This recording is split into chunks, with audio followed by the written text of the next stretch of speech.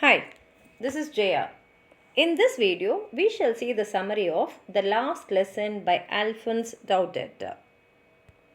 Alphonse Daudet is a famous French writer, and in this lesson, he wonderfully captures the human tendency of putting off learning new things because all of us believe that we have lot of time, but we have no idea when the doomsday will arrive and put an end to our ambitions and dreams.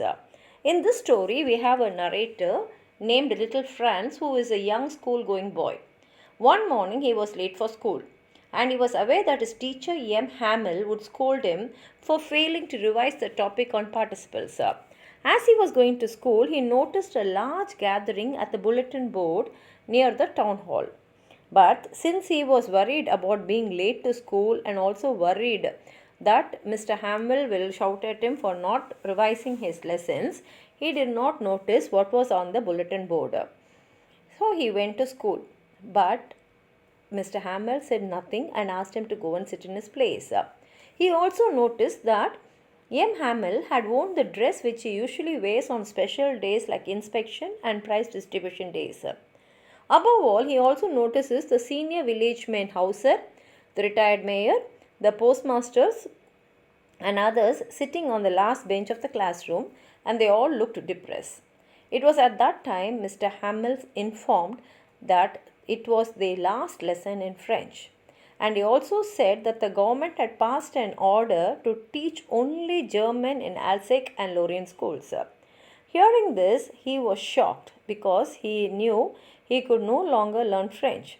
He didn't even know how to write French, and he has always considered his books as unwanted weight.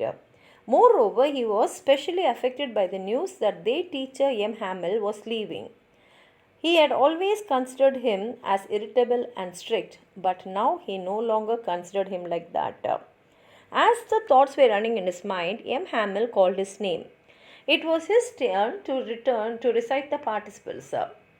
Now he wanted to please his teacher, but since he did not revise well, he got his words confused and his heart was beating.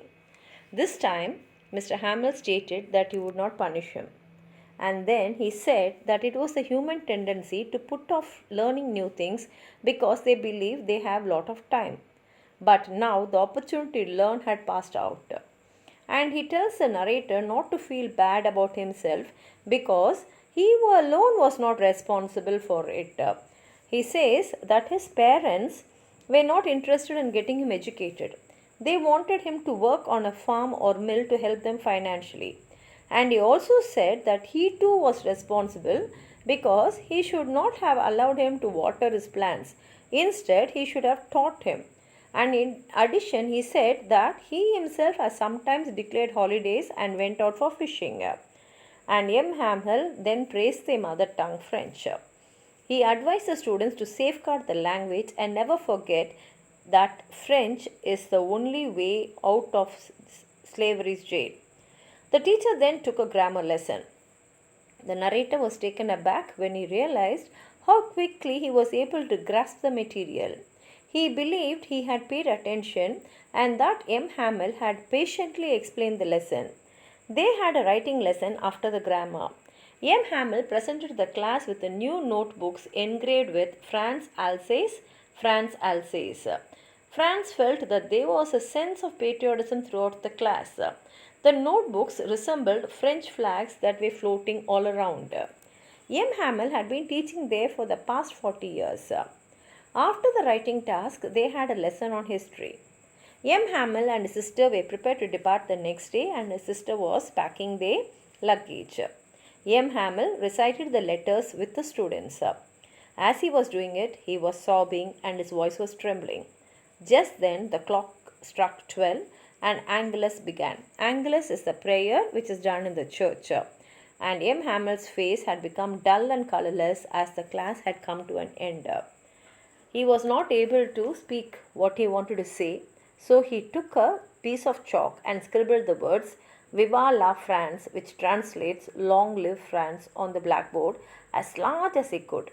Then he stopped writing, leaned his head against the wall, and gestured to the students to go because the class was done, and the story ends here. This is a very beautiful story by him. If you have anything more to write about this lesson, please write it in the comment box. Like the video, share it with your friends, and if you have not subscribed my channel, please subscribe and support. Thank you.